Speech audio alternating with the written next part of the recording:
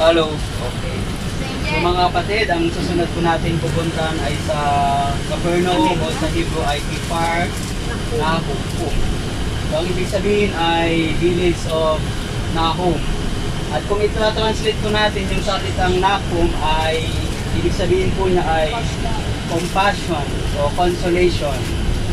So nasa hilagang baybayin po siya ng Sea of Galilee. So actually mga kapatid, hindi naman talaga sa dagat, diba? Siya po ay lake o tinatawag siyang Lake of Tiberias.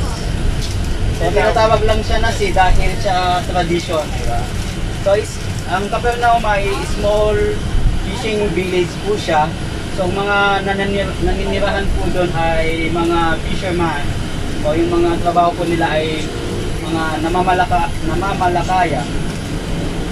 So ito po yung place kung saan ito yung connecting point ng mga traders, mga travelers from Egypt to Damascus and to other mga karatig bayan at saka mga bansa. So most likely, dito yung mga nagkakasalubong yung mga balita, mga chismis, diba? Kaya mabilis yung dissemination ng informasyon, yung mga balita dito nasasagap. So probably, ito yung isang dahilan kung bakit nag-stay si Jesus sa Capernaum kasi magandang strategic location to spread about the gospel about Him.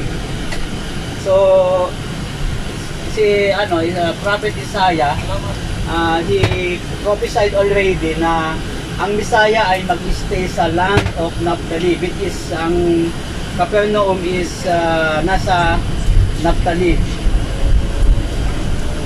Sa Capernaum din mga kapatid ay andito dati yung military base ng mga sundalong mga Romano na humigit kumulang nasa 3,000. Sa Capernaum din, meron dito yung isang malaking synagogue kaya madami ding mga Jewish leader na pupunta, which is sila ay yung mga nangungunang against kay Jesus nung time ni Jesus po. At isa pa, bakit mayabong ang place na Capernaum dati ay meron po ditong malaking pagawaan ng mga food processor kasi madami dito mga volcanic stone. Dito yung ginagawa nilang mga knife, mga pangcrush ng mga olives. So yun po. At according to to Apostle Mark, ang Capernaum ay tinawag niyang home of Jesus. At si Matthew, sinabi niyang his own city. So taga rito din si Jesus. So after na pinatay si John the Baptist, Jesus went to Capernaum from Nazareth to begin his ministry. So ano nga ba yung mga ginawa ni Jesus sa Capernaum? So yung place na to has a big role in Jesus ministry. So dito niya tinawag si Simon Peter and his brother Andrew o si Andres to become a fisher of men. So dito din niya tinawag si James at kanyang kapatid na si John. At dito din niya na-meet si Matthew habang nangungulikta siya ng quiz sa custom post sa Capernaum. Malaking kita rin Matthew. Malaki ang kickback po niya. So actually mga kapatid, 5 sa kanyang apostle ang local na galing po sa Capernaum, si Peter, si Andrew, si James, John, and Matthew. So ano pa nga ba yung mga highlights na ginawa ni Jesus sa Capernaum? So ang ginawa po niya ay nag-cast out ng mga demons and healed many people. Jesus taught many times in synagogue. Jesus healed Peter mother-in-law yung may mataas siyang lagnat. Jesus healed the paralytic man in the synagogue. Jesus healed the servant of Centurion, yung Roman officer. Jesus healed Jairus' daughter, iba yung sinabing namatay na siya. Okay? So dito din yung place na sinabi yung first statement na I am. Sabi ni Jesus, I am the bread of life. So sa lahat ng bayan dito sa Galilee, ang Capernaum yung pinagtuunan po niya ng pansin. Kumbaga dito yung full ministry niya. So after all ng mga ginawa ni Jesus, yung preaching, teaching, and all the miracles, rineject siya ng mga tao dito. Bakit? Kasi sabi nila, you are the son ng carpenter. He declared kasi na siya yung bread of life. He claimed he sent from the heaven. So, hindi nagustuhan yung mga tao, mga Hudyo na fanatic sa kanilang religion. So, meron po silang hindi sila naniwala, unbelief sila sa ginawa ni Jesus. Kaya isa ang Capernaum na sinumpa ng Panginoong Hesus. Kasama yung di ba? Corazin at saka Bethsaida. At anong sabi niya sa Capernaum? You will go down to the Hades. Yun po yung sinabi ni Jesus. Kasi hindi po siya pinaniwalaan. So, yun po mga kapatid, yung konting lesson natin about Capernaum. Kung may nakalimutan po ako, sabihin na lang ni Pastora. Dami na yun, punong-puno. Okay po. Dito na kami sa Capernaum. Capernaum pala. Mga magagandang dilag na amoy pawis na. Ayun, kinakain daw yan. Hindi yan aratilis. Kinakain nga daw sa kanila yan. Hindi. Iba yan. Tara, tulungan natin manguma. I know aratilis. Malawak masigas. Hindi yan aratilis. Hindi yan aratilis. Maniwala kayo sa akin. Kabisado ko ang aratilis. Ay? May ano yan eh. Wala na. Nasa lang. Kumain ka. Masarap. Kinain ko yung isa nito. Hindi ko na maubos eh. Ay, nag-line dati doon tayo dumaan. Yes. Nakalagay na National Park. Oo. Pwede naman tayong umikot.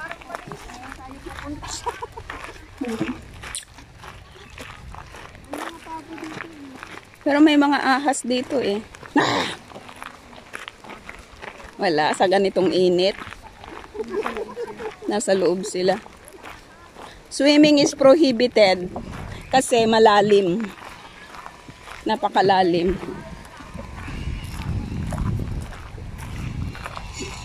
So welcome to the National Park of Capernaum. Kafar is a village. Nakum is a name. So, ito yung kanilang pantalan. Mga malalaking bato na nilagyan nila ng semento. Ay, dumadaong ditong barko? Yung mga tumatawid. Hindi yung mga nagtitrip. Dito sila dumadaan pag pupunta sila dyan sa Capernaum. Namimintang ng dagat. Nag-ano na kami dati dyan. Dumaong na kami. Bago pa ako. Oo. Ay, wala na? Umitot lang tayo. Oh, may prayer site dito oh. Respect. Prayer site doon. Ayaw. Saint Jasmine walk on the stone. Yeah. Ano yun? He walks on the stone. Saint Jasmine. He walks on the stone. You see? Ang problema dito, Oh, be careful. Ito, masarap. Malaki. si Ate Saint Charles sa kasi nilang They are not going to see the place. Nasaan sila? Maasim, vitamin C. Baka ba hindi kinakain yan? Hindi yan aratilis. Ang Hindi kinakain. Pero baka berries din yan, no? ang aratilis mahahaba yung ano. Bro, di ba pwede siya kusunan doon? Tapos pwede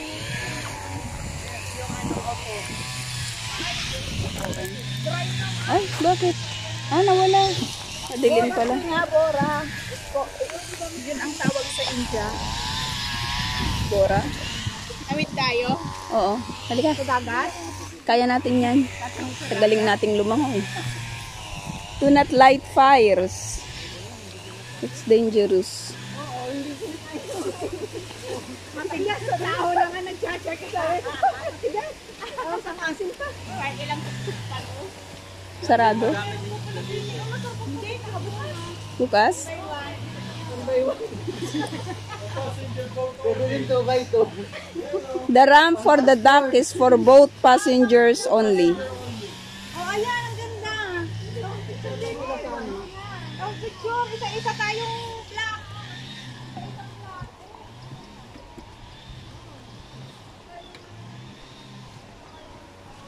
Ayaw niyong pumunta? Tara bro. Bukas naman eh.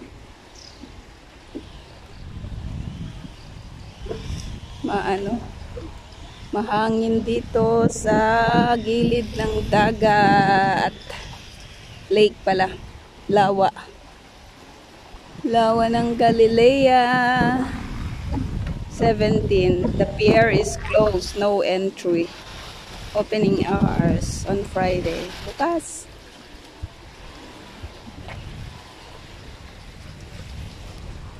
Tignan natin itong ilalim kung may makukuha tayong mga isda.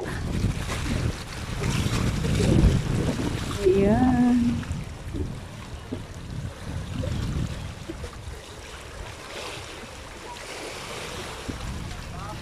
Grabe ang amoy. Amoy ano talaga? Amoy lawa.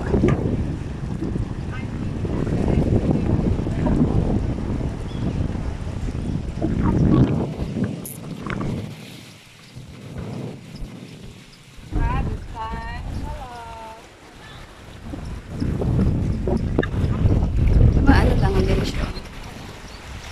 May ano doon, no? May tinali na ano. Pangkuha siguro ng isda yun.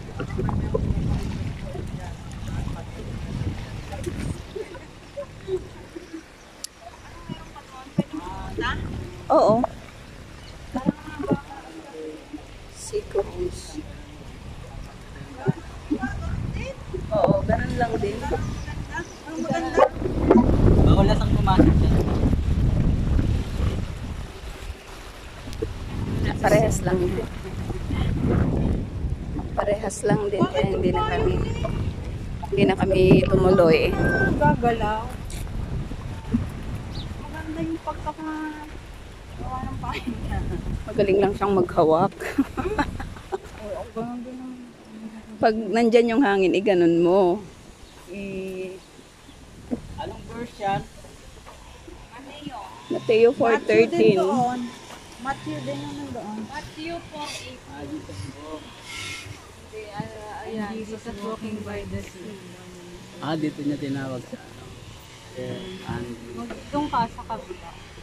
Magpayong ka? Ayun. Ito mga ano to, mga verses din.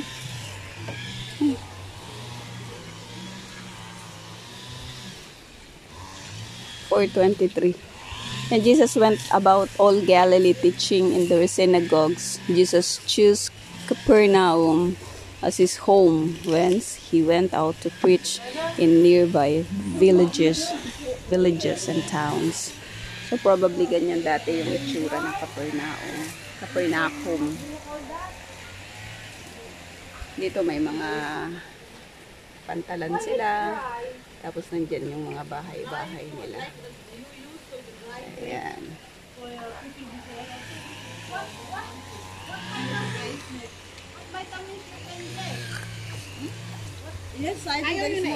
Ayaw ko na. Tapon mo na.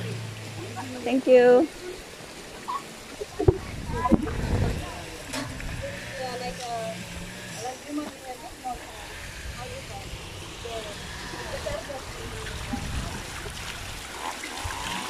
Ang purpose nito, kung bakit nila nilalagyan ng mga ganito na kunyari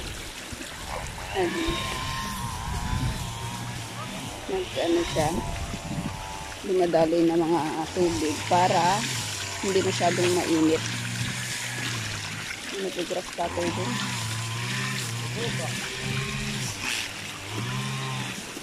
Nag-grass cutter.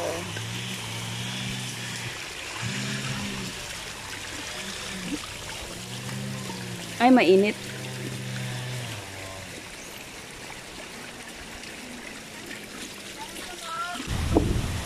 Tignan natin yung granada nila. Yung fruit na rimon. Rimonim. Ito siya.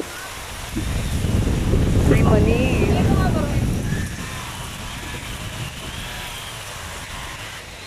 Kunin mo na.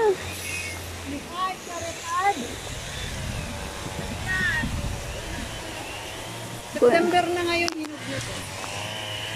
Isa lang. Oscar, Ad. Ang hirap anuhin, kuhanin. Ito na lang. Ito lang, ginaganon lang. Paano?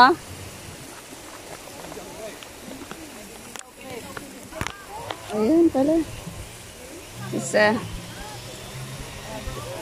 Yay! Pwede din daw magkuha ng grapes.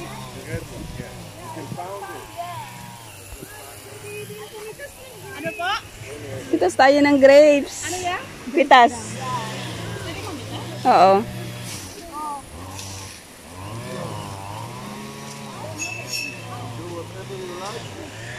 Pwedeng tumitas? Oo. Kaya mo lang abutin daw.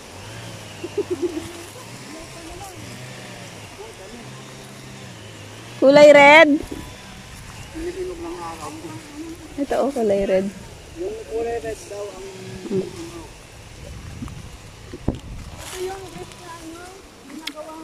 Ang tamis. Ang tamis.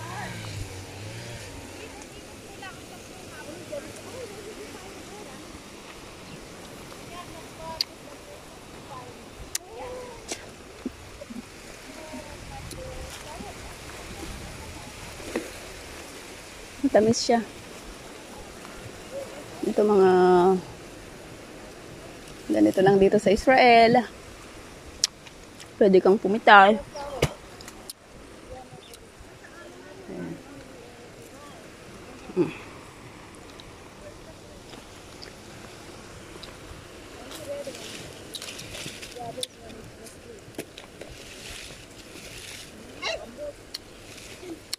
Mga kulay red.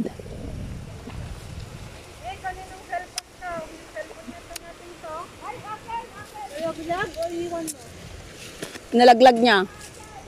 Pati lipstick, matinabing. Patingin? Wala sa church yan.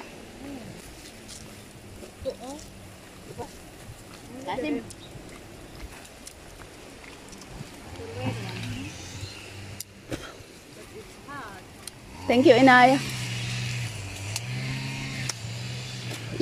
Lamang tiyan din to, kaya banatan na natin.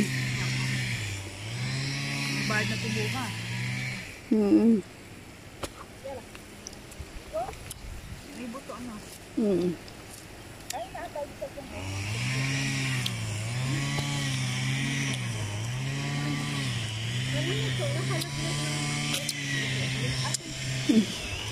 Cellphone ng church? Ba't mo iniwan? Ang green. Tara.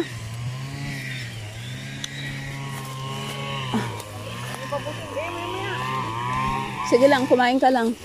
Libre ko yan.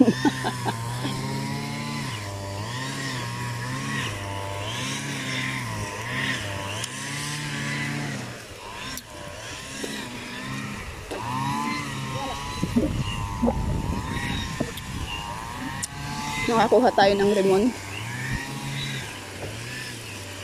Ah, hindi.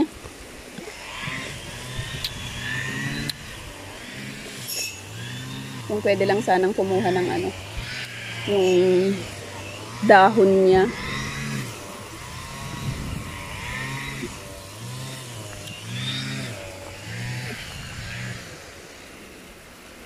Tara.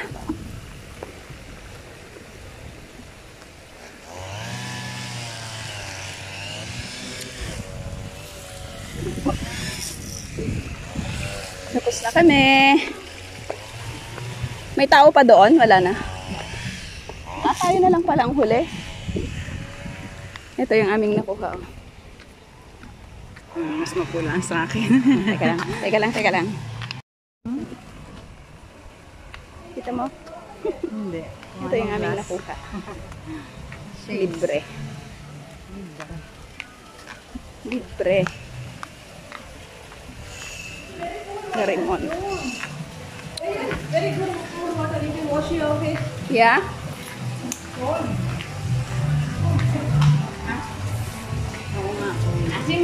So, inukit nila yung gospel trail from Nazareth to Cafarcana, Mount Tabor, Horns of Hatim, Mount Orbel, Tiberias, Magdala, Sea of Galilee, Gennesaret, Capernaum, Mount Beatitudes, Jordan River. Yan, napuntahan na po namin lahat yan.